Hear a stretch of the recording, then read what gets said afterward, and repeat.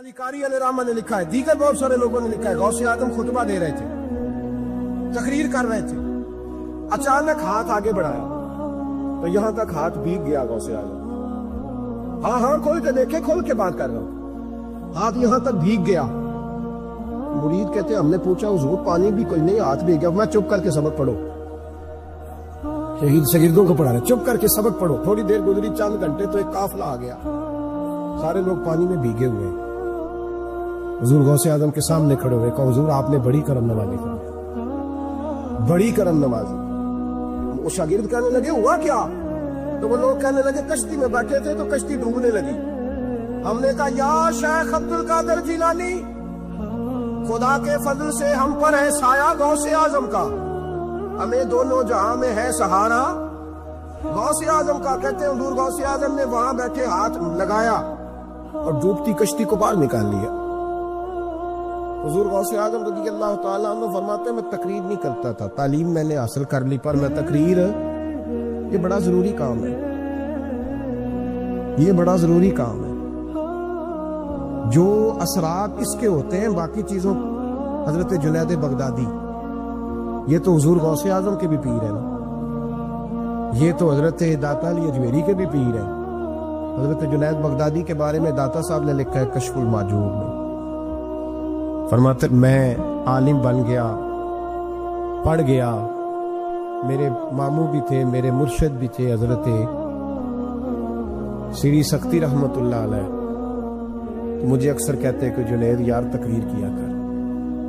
मैं कहता हूँ हुजूर अभी मैं नेक नहीं, अभी मैं खुद ठीक नहीं। मेरे पीर भाई भी मुझे कहते हैं कि हजरत की भी ख्वाहिश है तो हमारा भी दिल करता है। लगता है कि आपकी गुफ्तगू की बरकत से अल्लाह बड़े लोगों को हिदायत अता फरमाएगा, आप वसीला बनेंगे, तो बात किया करें। कहते मैं टाल देता, मेरे नसीब देखो, एक दिन मैं अपने घर में सोया हुआ था तो अचानक बगदाद की सारी गलियों ने महकना शुरू कर दिया। फरमाते अचानक ठंडी खुशबुएं फैल गईं। मेरे नसीब देखो कि मुझे मुस्तफा करीम का दीदार नसीब हो गया।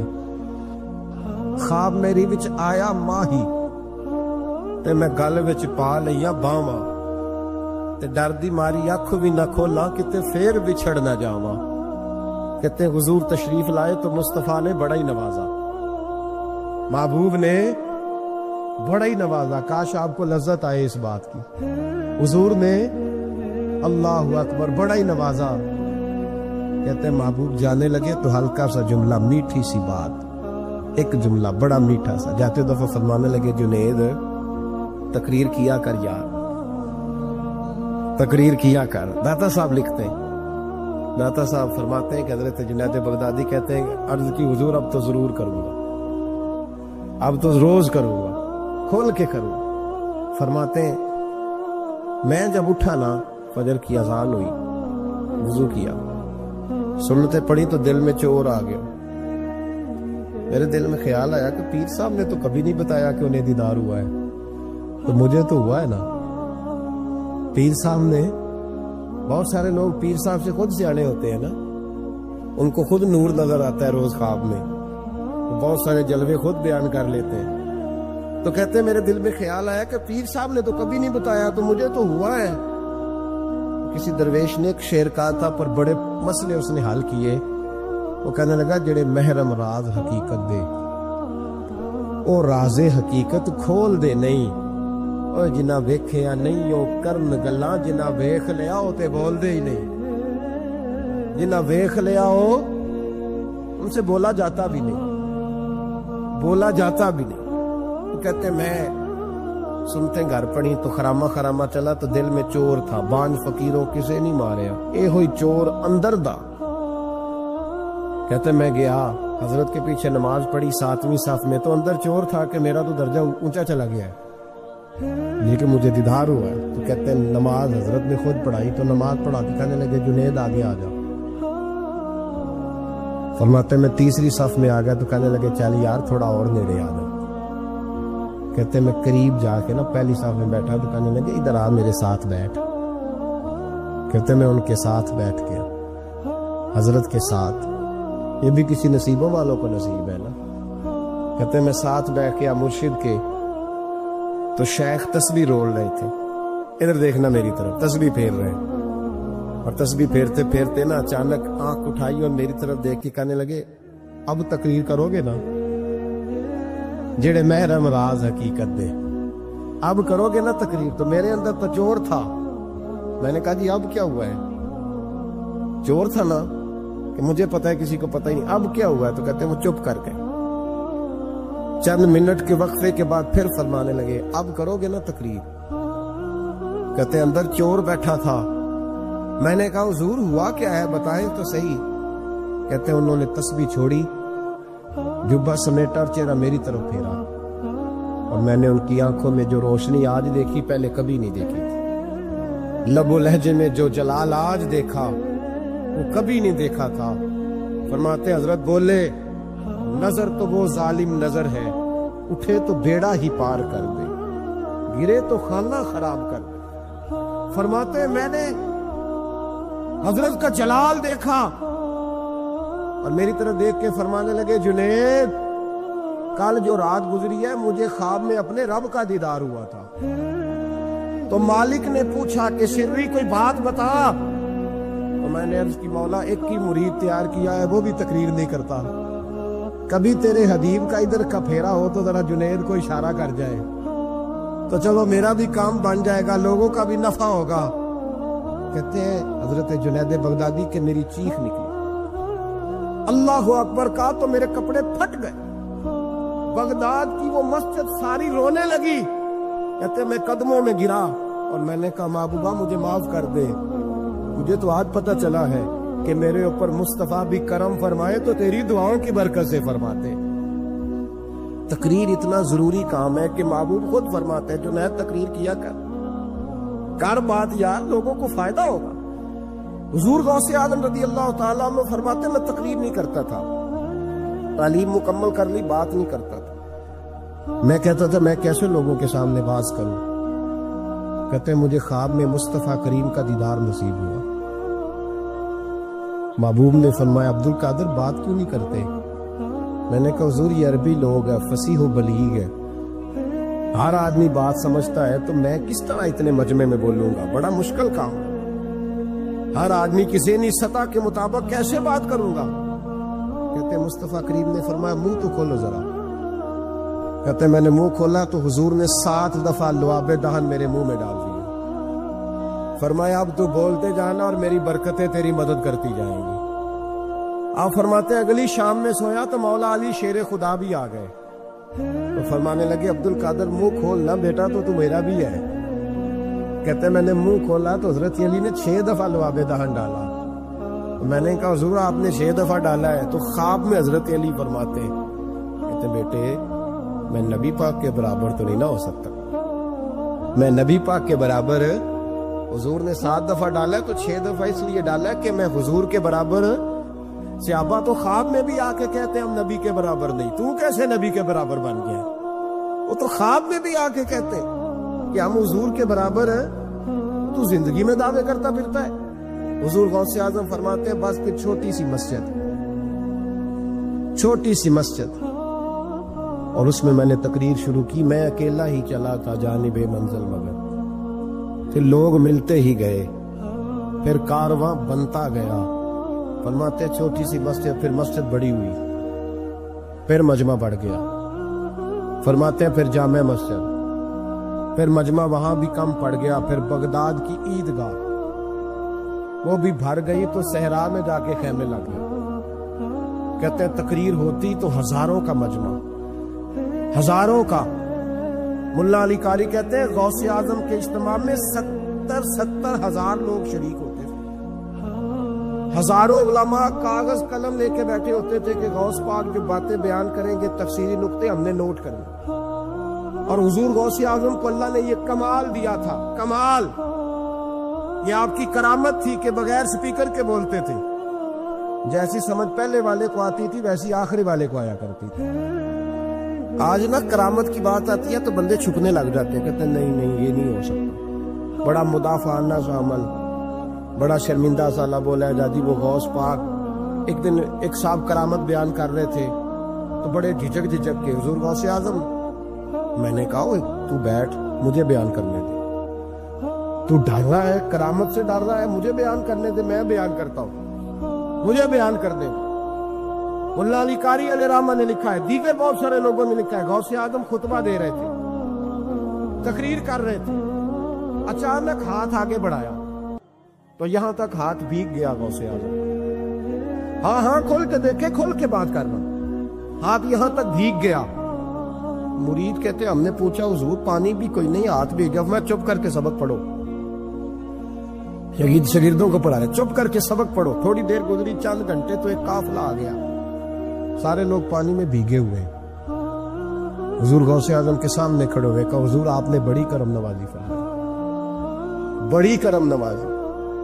وہ شاگرد کہنے لگے ہوا کیا؟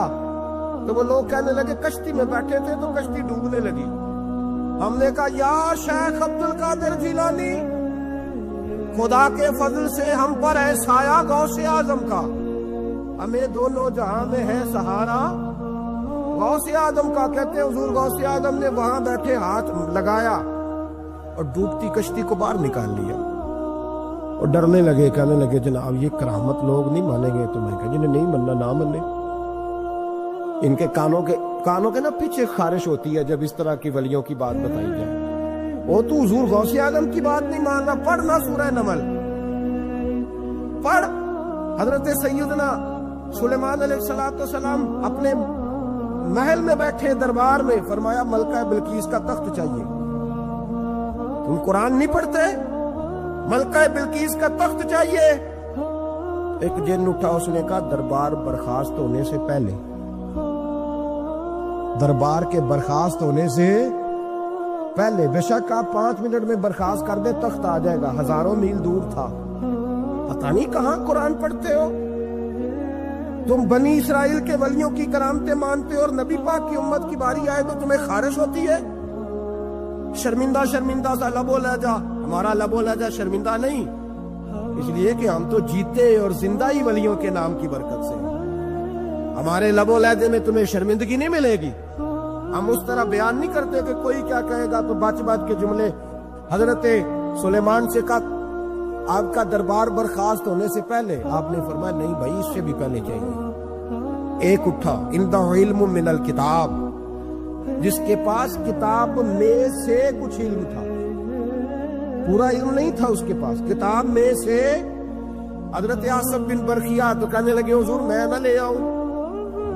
تو میں کب لاؤ گے؟ انہوں نے کہا پلک جھپکنے سے نہ، اگر سارے بولے تو لطف آئے گا، پلک جھپکنے سے پہلے۔ آپ نے فرمایا چل لا کے دکھا۔ پھر آیا کہ نہیں؟ بولے آیا نا؟ حضرت آصف بن برخیہ وہاں سے گئے کہ وہیں رہے؟ آیا نا تخت، 80 فٹ اونچا، 80 فٹ چوڑا، 80 فٹ لمبا، اتنا بھاری کہ شاید 50 لوگ نہ اٹھا سکیں۔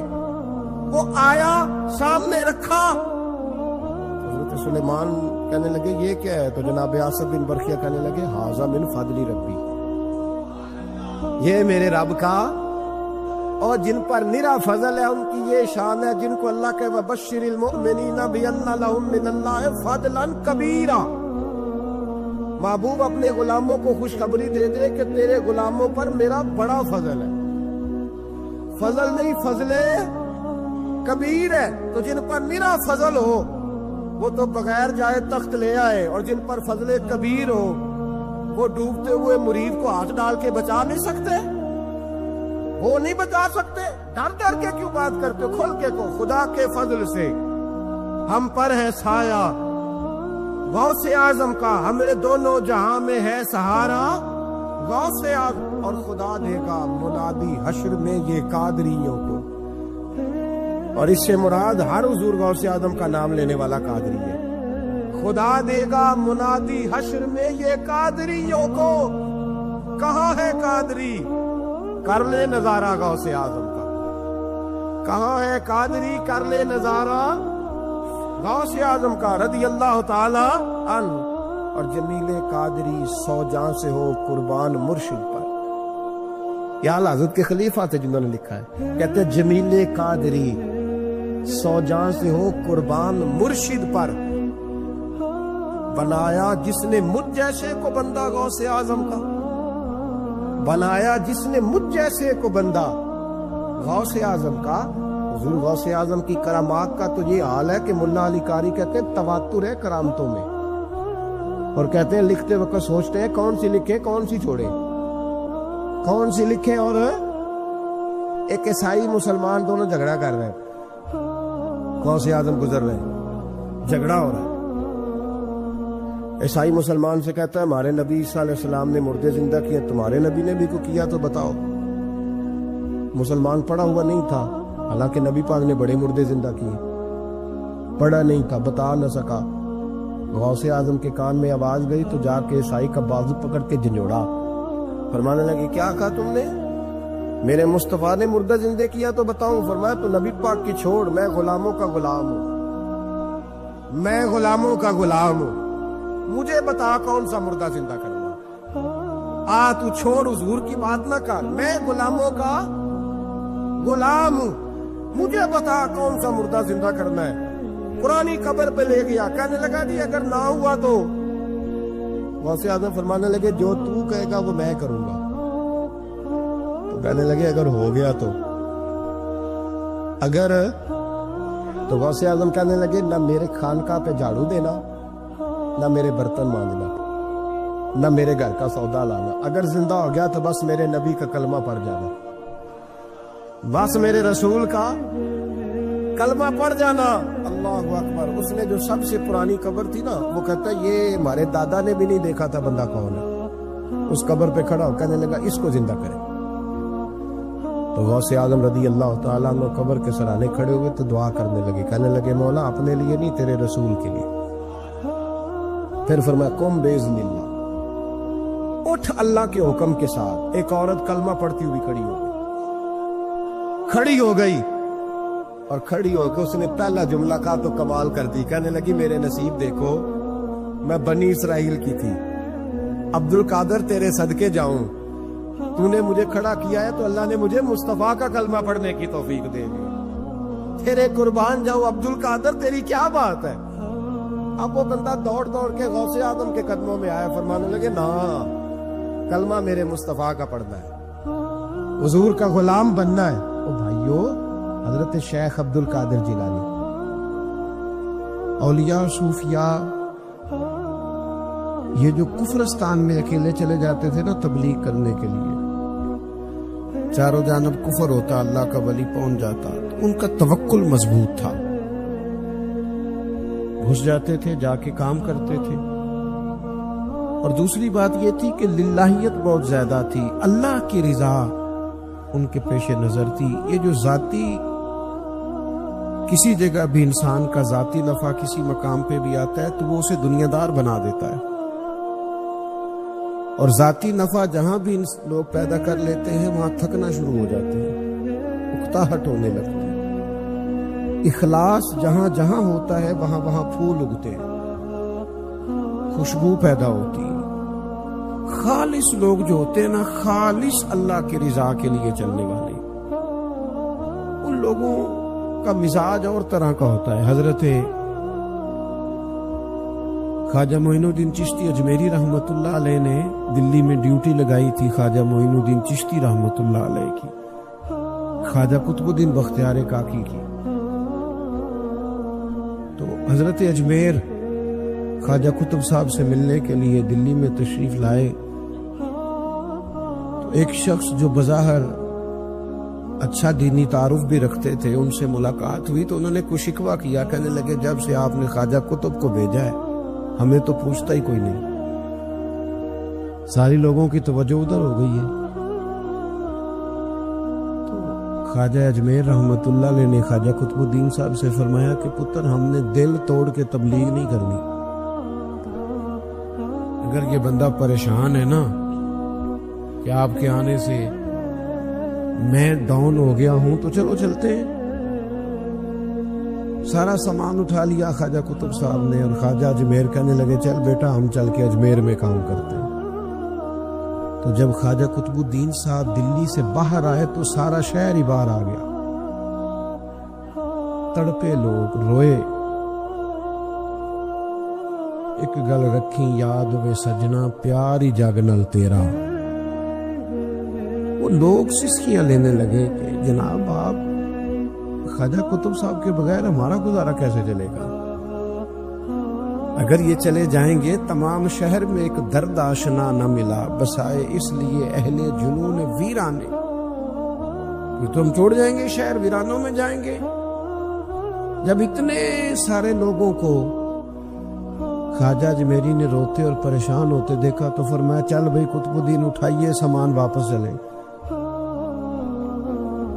تو کہا حضور اب جانا نہیں، آپ نے کہا تو تھا کہ ایک بندے کا دل توڑ کے تبلیغ نہیں کرنی۔ تو فرمایا اگر اتنے دل بجاتے بچاتے ایک کا ٹوٹ بھی جائے تو خیر ہے، اتنے دل بچاتے بچاتے کسی ایک کا ٹوٹ بھی جائے، اللہ کے بندے اخلاص والے للہ۔ ہمارا مسئلہ یہ ہوتا ہے لوگ صحیح کر کے دینی کام شروع کرتے ہیں، کسی خانقاہ پہ کسی ادارے میں مخلص ہو کے دینی کام کرتے ہیں،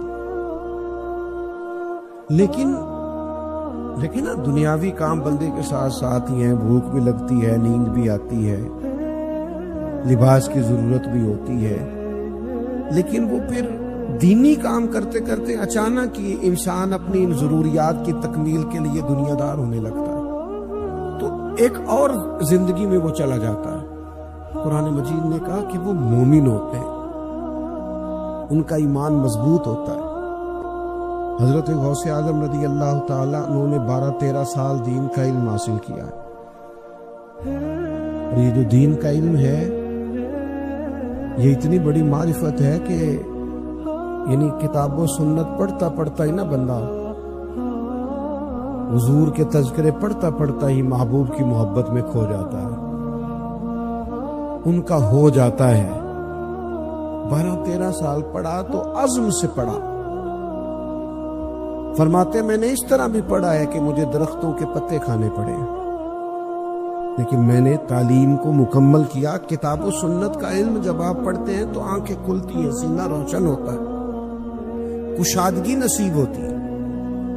پھر حضرت غوث اعظم رضی اللہ تعالیٰ عنہ نے اسی توکل کے ساتھ تبلیغ دین کا کام کیا۔ کیا طریقہ کار تھا حضرت غوث اعظم کا تبلیغ کرنے کا؟ آپ کتابیں لکھتے تھے، الفتح الربانی دیکھ لے، دیگر کتابیں حضور غوث اعظم، جناب غوث اعظم نے مدرسہ بنایا ہوا تھا جامعہ نظامیہ، اس میں پڑھایا کرتے تھے، خود پڑھاتے تھے۔ حضور غوث اعظم ہفتے میں 3 دن تقریر کرتے تھے، اور 70 ہزار کا مجمع خطاب سننے آتا تھا۔ وہی طریقہ تبلیغ حضور غوث اعظم نے اپنایا جو آج تک امت میں رائج ہے۔ یہ جو سٹائل آج لوگوں نے بنایا ہے نا کہ سویرے 9 بجے تو زور تک تویز بندے نوں ملن گے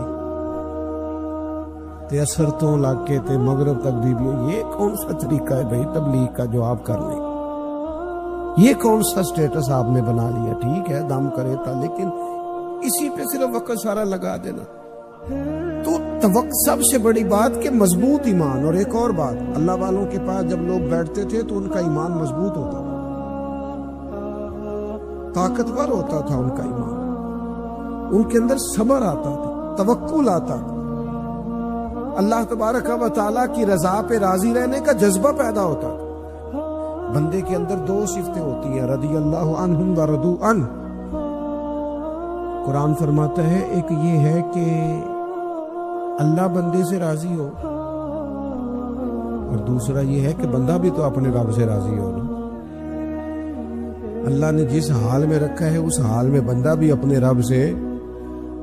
حضرت رابعہ بصریہ رحمت اللہ علیہا جس دن بیمار نہیں نہ ہوتی تھی، جسم کے کسی حصے میں درد نہیں ہوتی تھی، تو ہاتھ اٹھا کے کہتے تھی مالک تو مجھ سے ناراض تو نہیں؟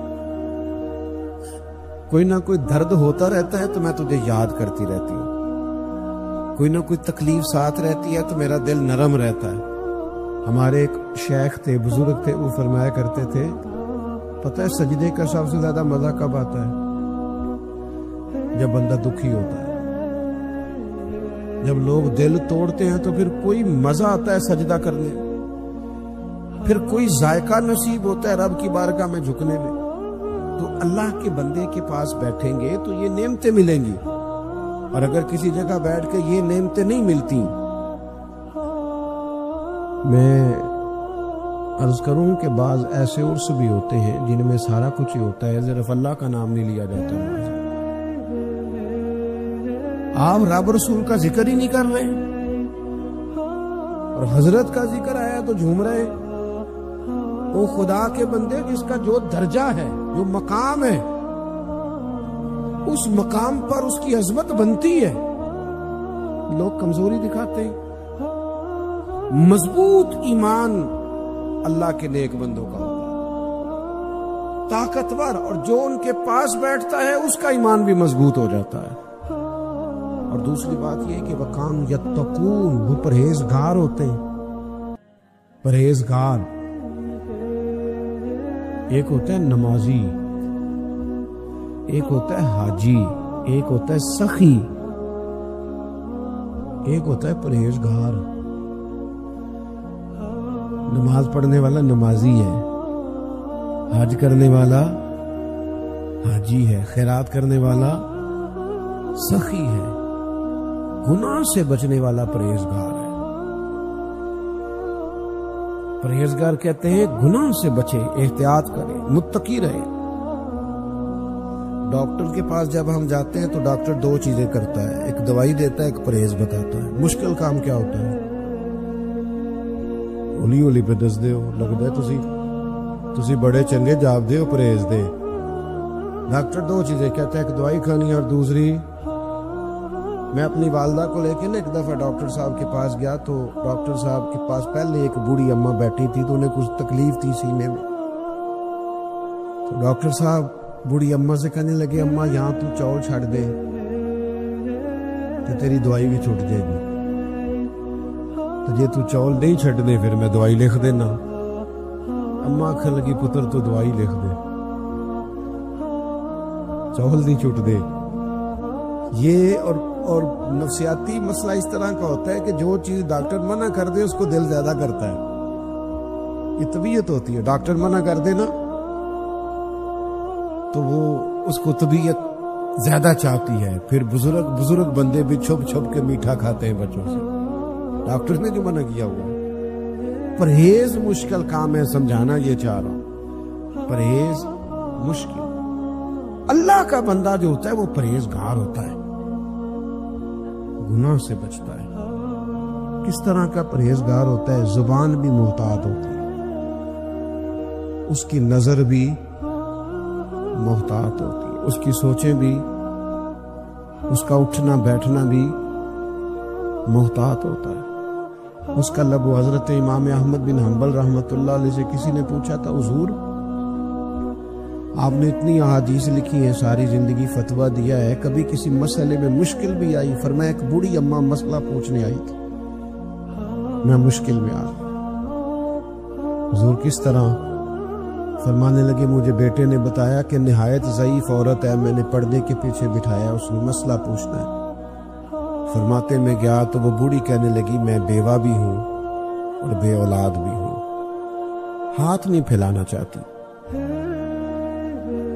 میری خودداری کے خلاف محنت کر کے کماتی ہوں۔ میں چھت پہ نا جب سمجھتی ہوں نا دن میں چرخہ چلا کے اتنی آمدن نہیں ہوئی، تو میں پھر چاند جب 14ویں کا چمکتا ہے تو اس کی روشنی میں چرخہ چھت پہ رکھ لیتی ہوں رات کو۔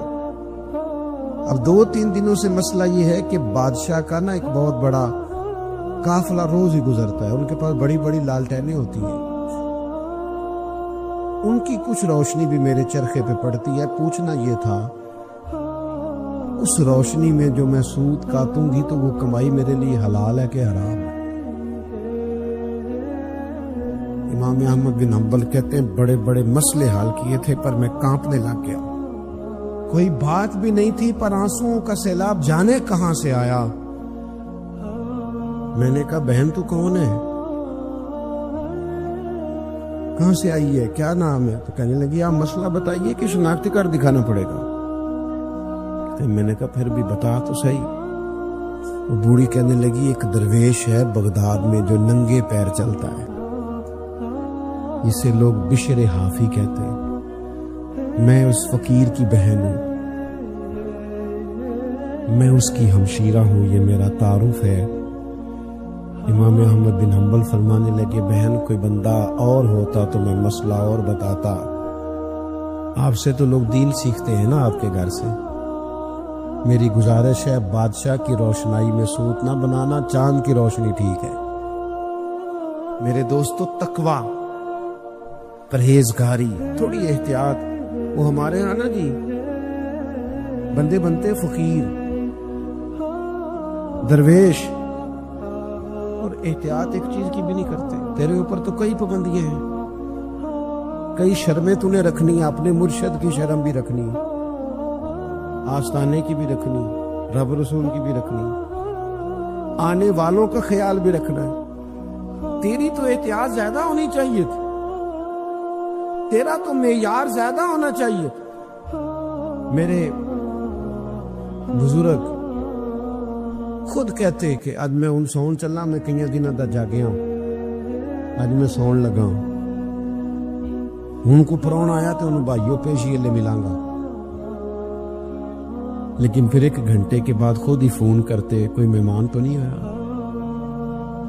آپ نے تو کہا تھا کہ زور میں ملنا ہے، تو فرماتے یار میرے لیے آیا ہے، اگر کوئی دور سے آیا تو تکلیف نہ ہو بیچارے کو، لاؤ میں ملاقات کر لوں، تھوڑا سا نہ خیال ہو جائے۔ میرے دوست مجھے خود کہتے ہیں میں اب کل صبح سے گھر سے نکلا ہوں